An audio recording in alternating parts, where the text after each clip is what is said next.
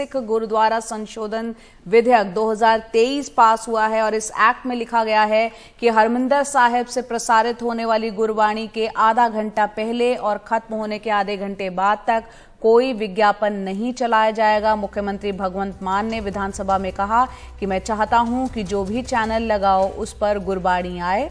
PTC channel को इसका विरोध नहीं करना चाहिए। आपको बता दें, मुख्यमंत्री ने कहा है कि मैं पीटीसी को गुरबाणी चलाने से नहीं रोक रहा, मैं तो बस इतना कह रहा हूं कि बाकी चैनलों को भी गुरबाणी चलाने का अधिकार होना चाहिए।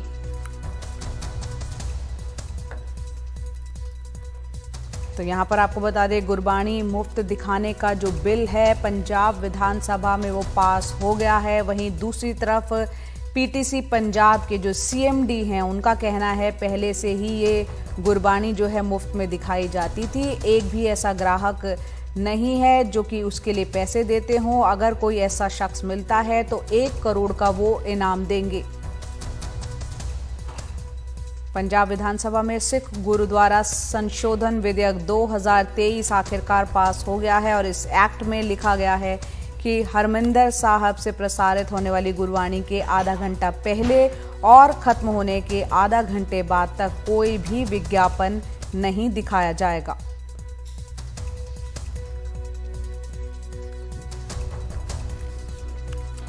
और इस बीच पीटीसी नेटवर्क का भी इस मसले पर बयान आ चुका है। पीटीसी नेटवर्क के जो सीएमडी है रविंद्र नारायण, उनका कहना है कि गुरबाणी पहले से ही मुफ्त है। उन्होंने पैसे देने वाले किसी भी ग्राहक को सामने लाने पर 1 करोड़ का इनाम देने का चैलेंज किया है। ये जड़ा मान सरकार कह रही है कि गुरबाणी नूं फ्री करावांगे, गुरबाणी ऑलरेडी फ्री है। पीटीसी दे सारे चैनल भारत सरकार द्वारा फ्री टू एयर मनोनीत कीते हुए ने। किसे नूं केबल ते, डीटीएच ते, यूट्यूब ते, फेसबुक ते 1 रुपया भी नहीं देना पैंदा। अज आपां ऐलान करदे हैं आपां 1 करोड़ रुपए का इनाम देवांगे जिहड़ा कोई बिल लिया देवे पूरे भारत वर्ष विच कित्थों भी कि उन्हां नूं 1 रुपए का भी रकम अदा करनी पैंदी है पीटीसी या गुरबाणी वेखण लई। 1 करोड़ का इनाम।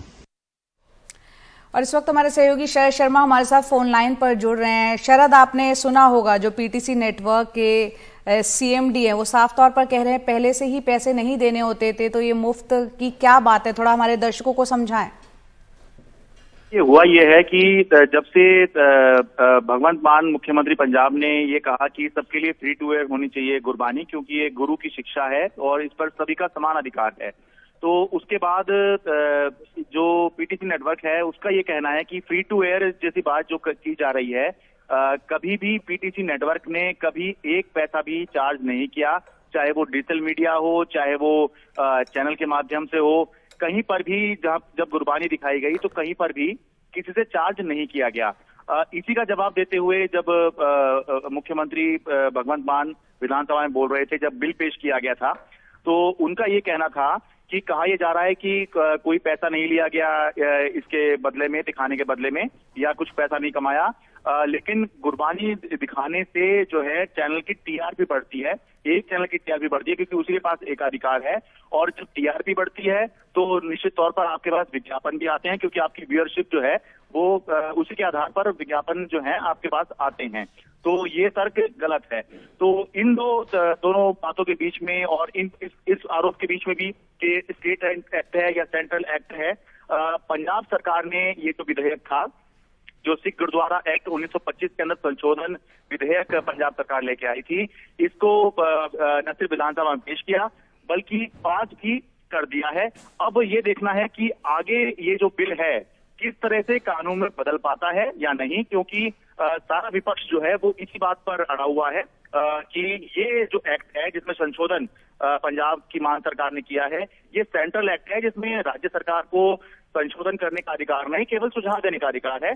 जबकि मान सरकार जो है वो उसका ये कहना है कि सुप्रीम कोर्ट के आदेश के तहत ये एक स्टेट एक्ट है और राज्य सरकार को पूरा अधिकार है। और अब से जो हरमंदिर साहिब यानी स्वर्ण मंदिर में जो गुरबानी होती है उसका प्रसारण होता है, वो केवल एक चैनल तक सीमित नहीं होगा, बल्कि सभी के लिए समान रूप से उसका वितरण, उसकी फीड का वितरण किया जाएगा। और जो ये विधेयक पास हुआ है उस पर आम लोगों की, वहां के लोगों की क्या प्रतिक्रिया है? देखिए, एक जनरल बात तो ये निकल के आ रही है और विपक्ष भी जो है वो एक बात पर जरूर फंसा हुआ है। भले ही हम ये कहें कि स्टेट एक्ट है या सेंट्रल एक्ट है, ये एक तकनीकी मामला है, लेकिन जब ये पूछा जाता है कि सभी के लिए समान रूप से करने की बात कर रही है सरकार, उनका ये कहना है कि सभी को समान रूप से मिलना चाहिए, तो सभी का ये कहना होता है। विपक्ष के जो नेता हैं वो भी दबी जबान में ये कहते हैं कि इस बात पर विरोध नहीं किया जा सकता है कि क्यों ये सभी के लिए समान नहीं होना चाहिए।